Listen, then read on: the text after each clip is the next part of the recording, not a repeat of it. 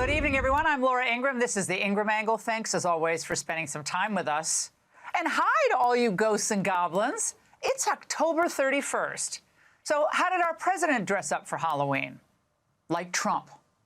Okay. Happy Halloween and all of that. I love that, and all of that. Look, he's got a lot on his plate. We still have to make sure China lives up to its big promises. He's awaiting a Supreme Court ruling on tariffs that could make or break our economy. And, of course, he's still dealing with the Democrats keeping the government closed. But it's clear that he's had enough of their politics. I don't know what's wrong with them. They've never done a thing like this. They've become crazed lunatics. All they have to do is say, let's go, let's open up our country, and everything snaps back into shape. So there's something wrong with them. I'm always going to meet. All they have to do is open up the country. Let them open up the country, and we'll meet. We'll meet very quickly. But they have to open up the country. It's their fault. Landing in Palm Beach this afternoon, just a day after he returned from racking up his trade wins in Asia, the president emphasized that Republicans want this resolved, like yesterday. But they're not going to allow Democrats to take the entire country hostage to do it. But the Republicans are very unified. They're very strong.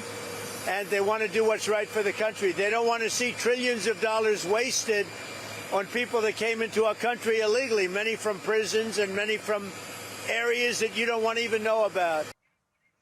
What I like most about the president's brief remarks today, he also showed a willingness to address the root cause of the problems in health care, which is basically Obamacare really stinks. Obamacare has turned out to be a disaster, as I've been saying for years. It can be fixed or redone. People don't get good health care, and their premiums go up every single year. So we should change it. It's a disaster. Obamacare is bad health care at a very high price. Bad health care at a very high price. It's ration care. He is 100% correct about that. Again, he's always willing to take on the big problems, never shying away from them like so many politicians do. Meanwhile, the Democrats are wrestling with their own identity crisis because, of course, Chuck Schumer is afraid that AOC is going to primary him. He's bowing to the party's left flank on every issue that matters. Most importantly, the vote to reopen the government. For 31 days, you can't believe that, actually, 31 days it's been closed. And now the hour of reckoning is upon us. 42 million food stamp recipients in America were set to lose their benefits tomorrow. But two federal judges today ruled that the program must continue and that contingency funds will be used. I'm not sure which contingency funds, but there you have it.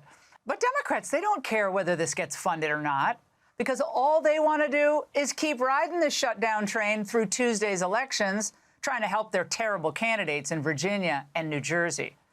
Meanwhile, if Freddy Krueger had a sister and she were in politics, that's who Kamala would be dressing up as this week, because she's out there haunting her party back from the political grave. Beware, because Kamala's coming back. She won't go away. Are you kidding me? This guy wants to create a ballroom for his rich friends while completely turning a blind eye to the fact that babies are going to starve when the SNAP benefits end in just hours from now? Come on. So what? I'm not going to be distracted by, oh, does the guy have a big hammer? What about those babies? Is she drinking? I don't know. What is that? She's still talking about the ballroom? Really? It's being built with private money, sweetheart. Her comments make zero sense. Not even worth talking about. Think about the state, though, we'd be in, our entire country would be in, if she and Dougie were in the White House. Imagine her sitting across the table from President Xi. I met with over 150 world leaders, presidents, prime ministers, chancellors, and kings. I've negotiated very important deals and issues on behalf of the American people. And I'm going to draw a Venn diagram to try to explain it all to you. She's negotiated what exactly? Name one deal. Well, besides the deal to kick Joe off the ticket and install herself, her lame self, as the party's nominee. Now, yesterday, doing the tedious rounds on various podcasts, Kamala revealed her true feelings about children as well. Basically, that they're too stupid to know how dumb she is. They'd be her electoral saviors. I think we should reduce voting age to 16. Gen Z, their age about 13 through 27. They've only known the climate crisis, and I think we must invest in them, but I think that they are rightly impatient with a lot of what is the tradition of leadership right now. Well, they're becoming more conservative by the day. We do know that. Has she not been seeing the voting trends? Any of the turning point events? She's totally checked out. Trump's locked in. Democrats are falling apart. And the GOP is sticking together. For young voters, older voters, black, white, brown voters, the choice should be simple. Common sense economic policy, a tight border, and strengthened military, or Democrats' wide-eyed socialism, open borders, and a weakened military. The choice is obvious. Then there's the no kings fear. President Trump, we don't want you or any other king to rule us. We will never surrender. So Donald Trump, stay the hell out of Chicago. Donald Trump is not a king. Donald Trump is a bully. Trump does think that he's a king, and he thinks that he can act more corruptly when the government is shut down. Sorry, clowns. If Trump was king, how come he can't reopen the government? In what land is a king held hostage by an unpopular party? If Trump was king, he could have ended the shutdown by royal decree and then do the right thing and banish all women who are less than a 7. Now, who put that picture in? Then there's the third term fear. If he files to run for presidency and attempts to run for elections, and then circumvents and ignores the rules, he's a violation of the Constitution of the United States, and he should be arrested. Are they going to let this happen? Are y'all going to let it happen? But he iterates, he throws things out, and he plays with it, and he sees how people react. And it manifests, meaning once a mind is stretched, it never goes back to its original form. And that's my concern. What's with all those hand movements? Why not just fully transition into a mime? At least then you'd shut up. Look, Trump can't run constitutionally. He's even admitted it. He's pulling your chain like Joe Biden does when he needs the nurse to come empty the bedpan. It's a fun, recreational belief, and it works. It keeps countries from believing they can wait Trump out, and it sends the view deeper and deeper into therapy. And recreational beliefs, unlike the Democrats' destructive ones, don't lead to mutilated kids, gangs taking over apartment complexes, or men pretending to be women to enter safe spaces. But enough about Jennifer Welch. The Dems' fears can be dangerous. And the only fear we should have is what fake fear they choose next. Fear the fear. Because Dems never learn from mistakes. They just find a new costume for them. What will their next fake crisis be to scare people into giving them power? Methane is going to warm the planet? Well, stop feeding Joy Behar tacos. But for them, Halloween never ends. They just pick new masks and new get-ups. One day it's defund the police and climate hysteria. The next it's ISIS, the Gestapo, and Sydney Sweeney's a Nazi. Their ideas are worse than Fox wanting me to do a fully clothed calendar. No one's gonna buy that. Which is why the Dems can't run on ideas, and instead of matching Trump's good moves, they counter them with hysteria. And remember, these are the same people who gaslit you over real fears, an open border, rampant crime, and a brain-dead president while pushing imaginary panics. But they only work when you believe them, and we don't. They're the party that cried wolf so many times they should be tested for rabies.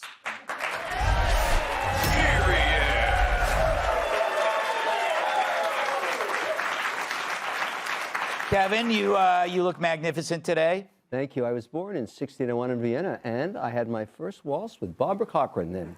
Oh, nice. Does she watch this show? Well, I guess she does now. Yeah. Is it true that vampires dress up as you for Halloween? Well, the truth is, this year the community's coming to New York. Last year was Paris, previous year was Zurich. And we all flap over here, and the specialty on dinner tonight, New York Central Park Chihuahua. So if you've got a Chihuahua and you're in New York, don't walk the dog tonight. No. You know, this is a story about we eat rats. We eat Chihuahua. They're much better. What do you think? What do you think about fear as a persuasion tool? We know that it works, but doesn't it have to be tethered to something? Fear of fear itself is the very best. I really work with it quite often. Yeah. It's fantastic. I mean, if the fear of the unknown, that's what people are scared about. That's it. Fear of the unknown in politics, fear of the unknown in your life, dating, marriage. The unknown. Everybody fears it. Wow, you're like a philosopher with a really big collar. You know, do people, when they try to pitch a product on Shark Tank, does fear help? Like a lot of products based on a fear of something bad happening? You know what happens? They practice. This is true. They practice for months. They get their big day. They're going to come in. And, you know, they've practiced, but they've never been in front of all the cameras, 26 of them, $1 billion in front of them. And every once in a while, I'm doing this for 17 years, okay? And that's a very short time in vampire lives, by the way. Yeah, that's true. So they're standing so tall and so stiff, they pass out. Wow. Right onto the cement. That's fear, buddy. Right Yeah. there. Another victim for you, Kevin. Madison, happy Halloween. Happy Halloween. What are you coming as? Snow White. Oh, that's beautiful. Fox version. Yes. Thank you. What do you make of this? The Democrats relying so much on fear as opposed to like policy. I mean, like you said, fear sells. It's a really great mobilizing force. If you can align people with a fear, you can control them. Yeah. So that is tried and true. I think the fear of the running again for a third term, you put it perfectly. Trump knows what to say to get people riled up. I think it sends a good warning, but it's just so silly. The fact that The View is looking out and saying, what are you going to do? What are they going to do about it? Nothing. Yeah. And just as a baseline, it's absurd. Trump at the end of this term, I think, is going to be 82. Yes. If he ran a third term, which he can't, he would be 86. I think we've learned that at a certain age we need to retire. Yes. So what are we even talking about? But what we're talking about is fear. And they know if you can get people afraid, you can get them to do what you want. And you're right. And if Trump, what you say is 81 at the end, right? 82. 82. The thing he should be doing is coming to Fox and selling Relaxium. Right? Joey, is there anything you're scared of? I'm not afraid of anything besides like brisk walks and, you know, random things on the ground that I don't see. Outside of those two things, no, not really. I mean, there is the dark and snakes and spiders. A few little things. You know, I hate that you went with the Lieutenant Dan joke because I tried to dress up as somebody with legs today. That's why I wore my pants. You know, it's a funny thing. I almost met Kevin one time. They told me I was going on Shark Tank, and I didn't listen. It was I was going in Shark Tank, and here we are, you know, just a couple of years later. There you go. Best one I got, man. That's good. Soak it in.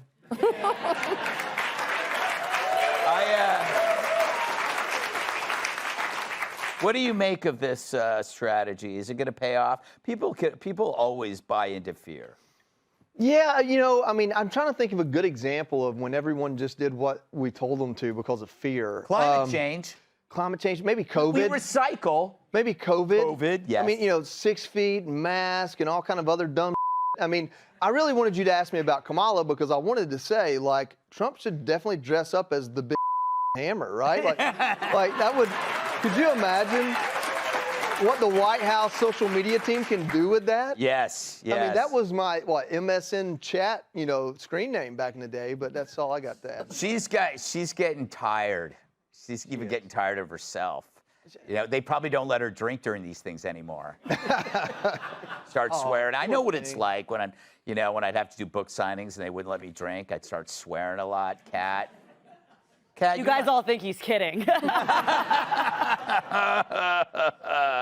there anything you were afraid of politically? Well, it's such a huge part of the political game is motivating people to be afraid, right? And so I usually like to ask myself, okay, who's trying to make me afraid and why? And what do they gain if they succeed in making me afraid? And a lot of times it's a vote. A lot of times it's supporting something that is going to be diminishing your own rights. It's a tool that they use over and over and over again. So it's good to be wise to it, because I think that, you know, people respond very well to fear, but you should get to know the unknown, and then you'll find it less scary. You know what I mean? I will say, though, also, when Kamala said, "Are you kidding me?" That's the most likable she's ever been to me. Yeah. I think. When she said, because I felt like I was seeing the real her. Yeah. I feel it's just like nobody doesn't she have like a super high turnover rate in her stat? Like, I don't believe that you are a happy, like you're really behaving like you're on laughing gas all the time. I don't believe that. That was her. Yeah, that was her. Are you kidding me? That's her at the car rental counter. Yes. Finding out that there are only convertible Sebring. Yeah. It's always a convertible Sebring. You open them up, you can't close them. It's the way it works. Hey, Sean Hannity here. Hey, click here to subscribe to Fox News YouTube page and catch our hottest interviews and most compelling analysis. You will not get it anywhere else.